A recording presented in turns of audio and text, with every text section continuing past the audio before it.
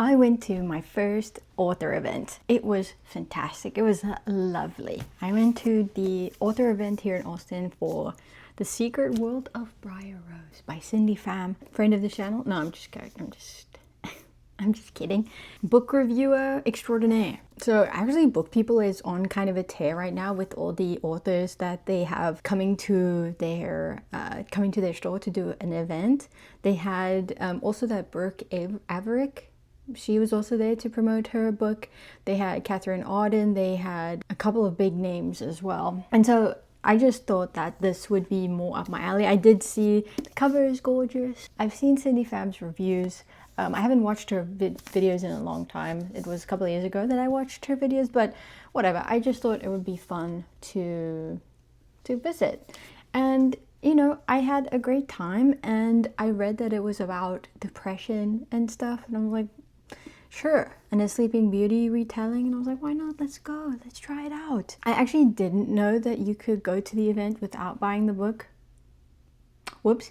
But anyways, I was like super duper anxious because it was at like 6 p.m., which is like rush hour time. So I was like, I had this feeling that, oh my gosh, I'm gonna get there and there's gonna be no parking. I had just a thing about parking. It is just so bloody annoying. I'm one of those people who looks up a parking lot in satellite view so I can see where the parking is. Is there sufficient? What do I do if there is not? I'm sorry to say, if the parking is ass, I just won't go.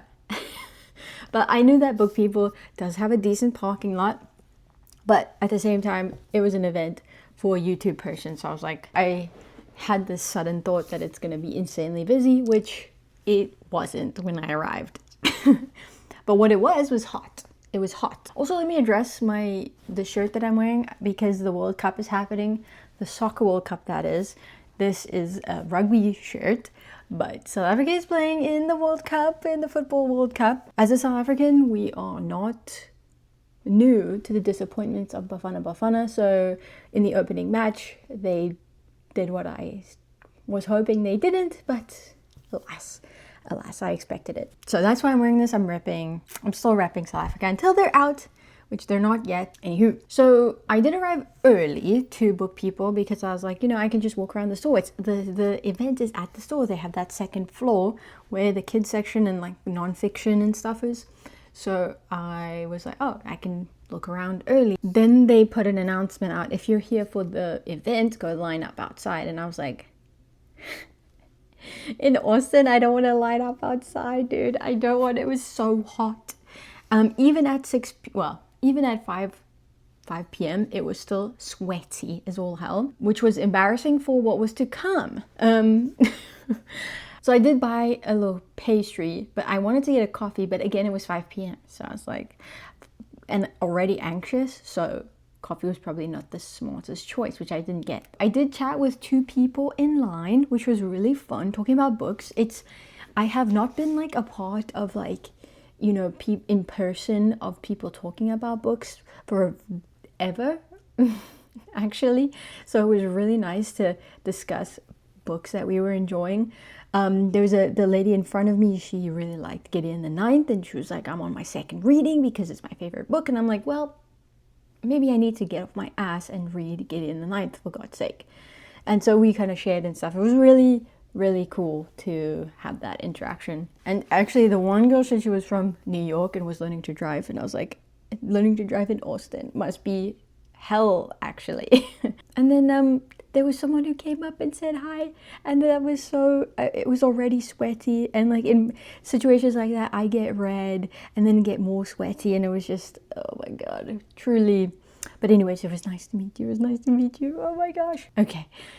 I actually forgot that Ali Hazelwood was like the moderator slash host, I suppose, or the person opposite Cindy who was going to be asking her questions, which was kind of cool. I've read a few of her books and I've liked them, actually. I really like Ali Hazelwood's books. She brought like a really fun energy to the situation. She has a great personality and was great to bounce off of Cindy. I think their humor worked well together. It did hit me as a bit odd to be at events at a book that I haven't read, because I felt like maybe they couldn't go into the plot of the book in a meaningful way because we had not read it. I did think that they did a good job at selling the book. It did make me want to read the book. I was really excited to read it. They sold it really well, and I don't know if that's the intention. I guess partly it is, because what's the point? But I've already bought the book, so you're kind of selling to, well, I guess some people hadn't bought the book, so I didn't actually know that was an option, like I said before.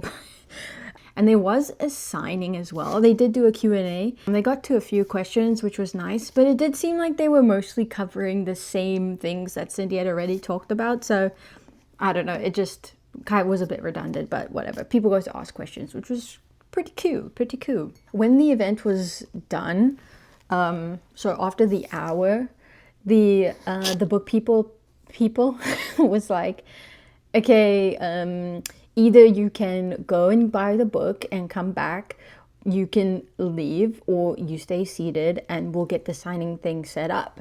And I noticed how many people had stayed sitting, which was a lot. So I could have got my book signed, I suppose, but in the moment I didn't want to sit and wait to sign the book. It wasn't that important to get the book signed to me, actually, so I left. I'm so sorry, but yeah, I probably should have stayed, because I could have, like, I don't know, just been around more book people people who like books, and chatted more with people in line, because I did find that really fun to, I don't know, share thoughts and ideas about books and stuff, which was fun.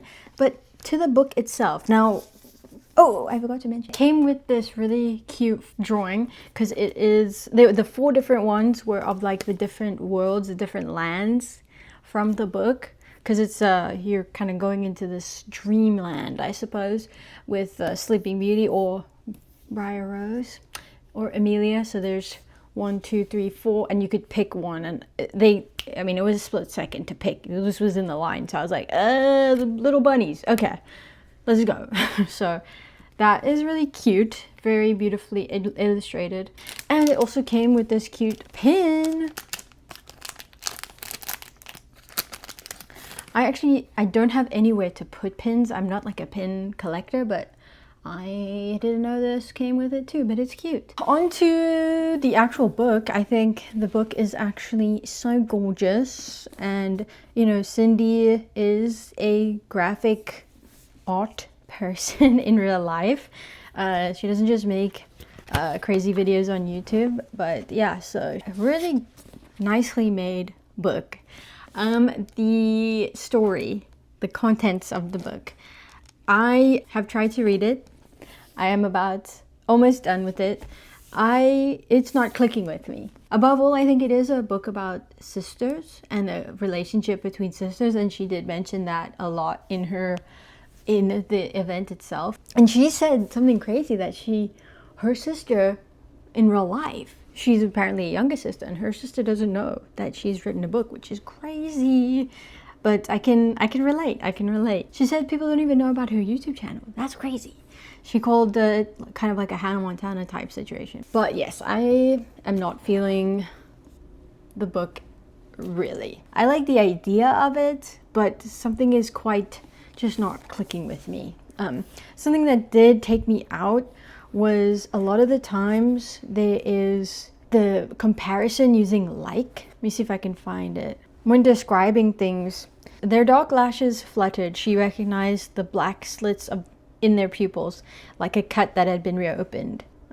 Thoughts passed behind their face like shadows. Birds stilled in the sky like puppets dangling from an invisible strings. But yes, that pulled me out a lot. I was like trying to spot them, and that just has pulled me out of it completely. Fairies didn't bother to refill their empty bowl like they were a neglected dog. And so, some of them hit better than others. I mean, some of them are more poignant, but it's just something that I sort of, my brain just mapped onto and could not stop seeing. I'm not an English person. Well, I speak English, but I'm not like, I don't study language. I don't know really anything like that, but it really stood out to me. But anyway, so the book is a miss for me, unfortunately, but I enjoy my time at the meeting. I thought it was great. Hopefully she keeps writing, and yeah, I'll see the I'll read maybe the next one. We'll see. Moving on. I just wanted to mention a 5-star read for me for this year. Probably my favorite read of this year. And I don't see, other than a classic, a book being more up my alley than this. If you're looking for something about grief, if you're looking for something, a translated Japanese fiction book about grief, man, I can't tell you how amazing this book is. And it is teeny tiny, very quick to get through, but you will want to like sit with it. There's so many passages that I wanted to highlight and remember. It's really the story of like how two different relationships grieve the same person, I would say. So you have a daughter and then a wife, and it's more from the daughter's perspective about losing their father, and then the wife or the daughter sees how her mom deals with the death of her husband through some suspicious circumstances. And I found that very interesting because she is like just out of college and her mom moves back into the house with her. It's just very interesting, guys. I can't stress enough how much I enjoyed this. And also I really liked Yoshi's musings on working at the cafe that she works at, because she works at this tiny little French bistro type place. And the pride that she takes in her work is fascinating to me, and it kind of reminded me of a little bit of convenience store women, where they just have this outlook on working in retail / the service industry, and I admire it. I wish I could have that mentality when it comes to it, because man, I've worked a lot of retail and it's just different here and in the Western world, I suppose. I love this. I will be rereading it. And you know, the thing is, this book I saw it at BookPeople on the shelf. I looked at it, turned it around, read it for an immediate buy. For me, it's hard to buy books brand new. I am in awe about buying new books a lot. It's not easy for me to just buy a brand new book in terms of like full price. It's really hard. But in this case, it was an easy decision. It does kind of get a bit weird towards the end, but whatever. I just ignore that. It's still 5 stars. Still 5 stars for me. Amazing. Gorgeous. Let's see. What's next? Another book I read that I've wanted to read for a hot minute is The Night and the Moth. This new edition came out, and I love how I just said it's hard for me to buy. Anyways, whatever. This is heavy. This is heavy, okay? I've read Rachel Gillig's other book, The One Dark Window. I haven't read the next one in the series. I really should, because I liked that story. I like that world. One thing I will say about Rachel Gillig, if she loves an object to tell the story through. Like in One Dark Window is these cards, these magical cards, and in this one there's like a ton of things. I can't remember how many specifically, but there's like 6 or 7 items, these omen items that she's trying to get. There's so many of them. But when I opened it and got to the map, quick map review, guys, my favorite segment when it comes to fantasy. I like this map. Hot take? Well, it's not a hot take, but I like this map. But the issue is, so what do I like about it first? It is clear. We can see specifically where everything is. Spatial awareness is working. It can sit in my mind. The issue that I have is when I opened it, I was like, okay, we're gonna go to all these places. And so I kind of predicted that, you know, every one of these places will feature in this book, which they do. And they kind of go to everywhere. And I was like, oh, hot springs? Oh, there's gonna be like a sexy scene in a hot spring. And also, I think this whole book kind of felt like a checklist once we got to a certain point. I liked the beginning. I liked the idea of this diviner who has been told the world, or this world's religion is the way it is, or no, it's not a religion, but the magic is the way it is, and then she finds out that it's not that way and it's all kind of a sham, and you know, these types of things. I kind of like that. I like that premise. But in this, it was so weird. I don't know, something just felt really separated. Something wasn't like a landing for me. I was like, this is very formulaic, I suppose. I don't know.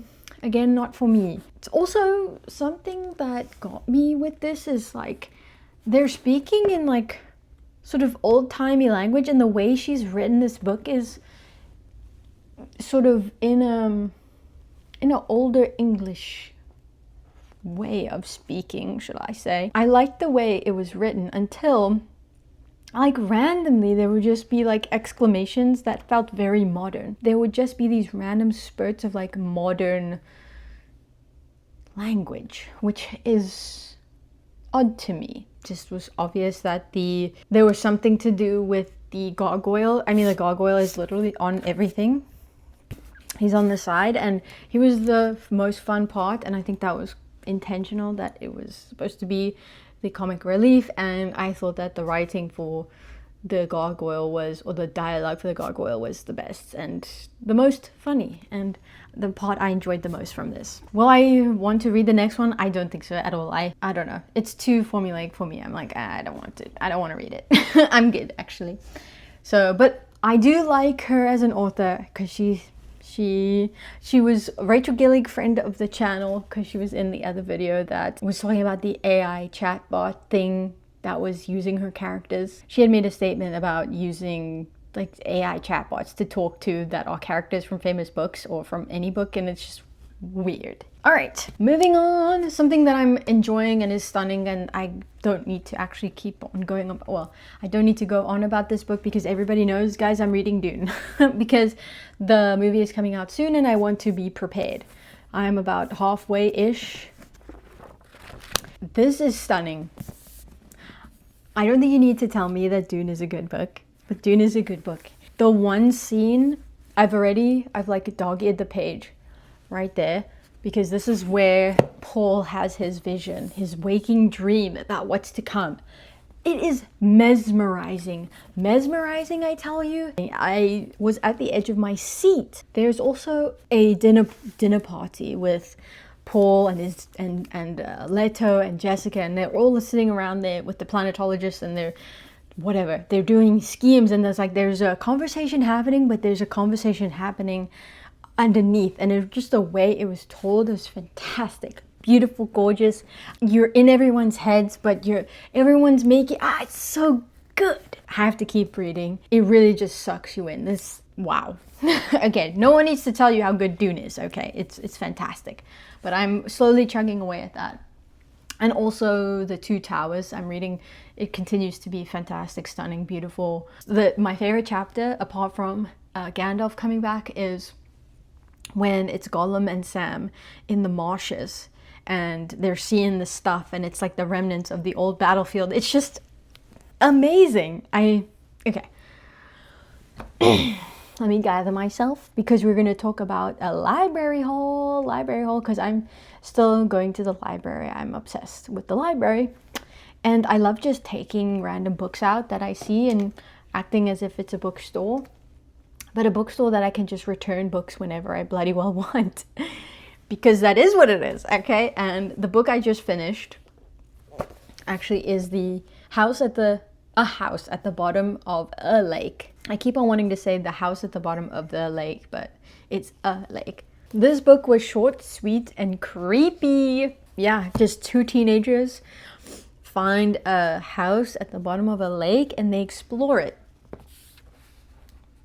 And that's it. But I think this is told in such a creepy way. I was creeped out. I was reading it at night and I was like, maybe I shouldn't do that. Enjoyed it. Very quick read. I liked it. I liked it a lot, actually. I have not read Bird Box, but another library haul, guys. It is Wolverine Origins, because the game is coming out. The Wolverine game. And I was like, I need to know a little bit more about our boy Logan here. Well, I didn't like this that much, actually. I read like half of it. I'm just like, eh. The art is insanely cool, though. I liked the art in this. You know, which is the point of like a comic book. And this is the whole collection. Really need to use the library for like graphic novels and comic books and, you know, that type of media. Next library book, and this is a new one, and they had it on display, because they do sometimes like that. They just have some of the books face out. Another Japanese themed book, it's set in Japan. We've got Yakuza, Greedy it's called, by Kali Kazumi, author of Claire Darling. I've never heard of that. It's a dog thriller set in Japan. A desperate gambling addict masquerades as the private chef to a reclusive billionaire with deadly taste. Yes, gotta get on that one. Catherine Auden is one of the people that BookPeople had coming to do a thing for her new book, The Unicorn Hunters. And I actually haven't read this one, and people have mentioned this book a lot. Read like a couple of pages. I had to wait a little bit for this. It was on hold for a while. A lot of people wanting to read it. Guys, I love the library. We are library evangelists in this house. Audiobooks that I've read. I read City Limits. I don't remember who the author is, but it's a nonfiction book about roads and highways here in Texas, sort of Dallas, Houston, Austin. I love books on city planning and infrastructure and the repercussions of it, and some of the just insane decisions from the Department of Transport here in Texas in terms of like how they make decisions.